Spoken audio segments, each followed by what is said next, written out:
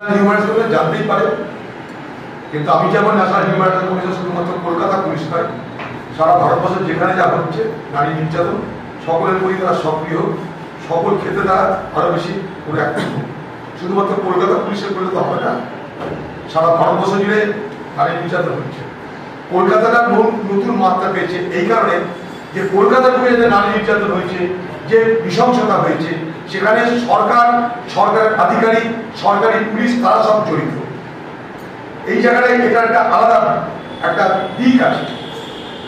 এই তো উত্তরপ্রদেশে আরো ঘটনা ঘটে, দুটো মেয়েকে সেখানটা ফাঁসকে ঝুলন্ত আমাদের দেখতে পাচ্ছি আমরা। কিন্তু প্রশ্নটা অন্য জায়গায়, এখানে পরিকল্পিত ভাবে তথ্য প্রমাণ লোপাট করা হচ্ছে।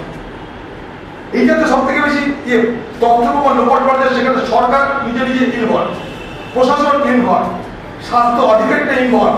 এই ঘটনা ভারতবর্ষে দেখেছি আমরা, যেটা সারা নাগরিক সমাজকে আজকে আলোড়িত করেছি।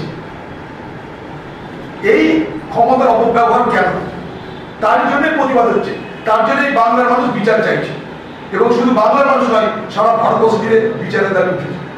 এবং আবার বলছি, এই বিচার শুধুমাত্র আর্জিকর কাণ্ডের যারা যে নির্যাতিত তার জন্য নয়, এই বিচার কিন্তু ভারতবর্ষের নারী সমাজের জন্য, ভারতবর্ষের নারী সমাজের নিরাপত্তা চাই।